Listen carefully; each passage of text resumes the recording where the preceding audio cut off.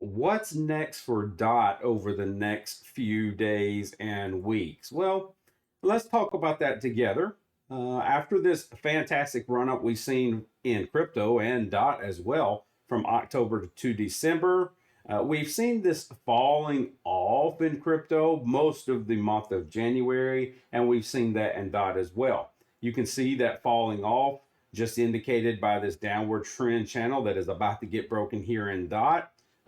Most crypto has broken this downward trend and kind of leveled off. We've not seen a whole lot of severe breaks of the downward trend and making breaks of resistance above. We've just kind of seen this flattening, and that's what we've seen on Avalanche. Is a video I just made, that flattening there. VEP's got this flattening. We're kind of seeing the flattening across all of crypto right now. And that flattening is caused because of this Bitcoin flattening. Okay. If we zoom out on Bitcoin, you can see we've had a fantastic run up in Bitcoin really since we had lows back of 16,000 roughly back in December of 2022. So over about 15 months, we've gone from 16,000 to almost a high of 50,000 in, like I said, about 15 months. But look what Bitcoin has done.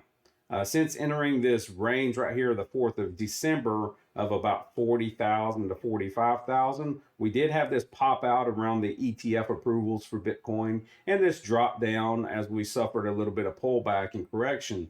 But other than those little pops above and below where price retreated, went back into that range pretty quickly, we've been in this Bitcoin range of 40 to 45,000 for about 2 months. And that's really good because we're resting near the highs of our most recent moves, not the lows. I mean, if we were resting here to 32 to 38, I would still think that would be a good foundation for us to push higher. But since we're resting up here, I think obviously the closer you rest to the highs, the faster price is going to make highs. And so it's good that we're resting toward the top. Now, there are two thoughts with Bitcoin. Some are saying that we're going to do something like this. We're going to hit this 45,000 here and then work our way on back down to lower lows, probably down into the mid 30s. Okay, I could see that happening. I mean, that's a very plausible, still healthy way that Bitcoin can move. But others are saying, look, we've kind of already hit the low that we're going to hit right now. We're actually going to start going up and bouncing upward. And of course, we have the Bitcoin halving coming up in April, which might give us a push upward. It has in the past. We'll see if it will in the future. And so right now, there's nothing going on in Bitcoin to move the market. And that's reflective in this range that we've been in lately. And that's why we're seeing this leveling off in the altcoins, including DOT.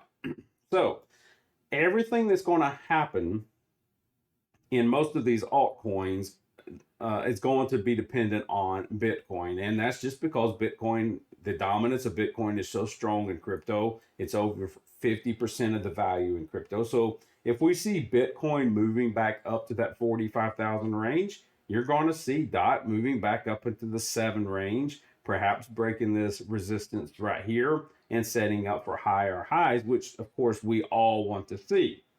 But conversely, if we see Bitcoin falling down into the 30s, DOT's going to reflect that and start making some lows down below 6. It's really hard to say. I think people can guess, and people definitely have their opinions on which way Bitcoin is going to go, and thus DOT would follow. But I don't think anybody knows at this point. It's really going just to be a matter of waiting. And that's where we are right now. We're all waiting in this period of really indecision. But if you're in DOT, you're still having a very fantastic last few months. I mean, we were around 3.6 back in October. You're almost double that right now. So you've almost had a 200% increase in the last 3 months, which is a fantastic return. And I'm sure if you're in DOT, you are in love with the project. And so what we need to see is us to get above this 7.3 to 7.6 and start basing above this high and above this high right here. We've got to get it back up into starting to make these new, fresh gains, which we haven't seen in about 6 weeks now. And that's going to depend on Bitcoin. Bitcoin, it's kind of funny how stagnant it has been, even over the last 10 days, it's been in even this tighter range right here of whatever this is. Look at that.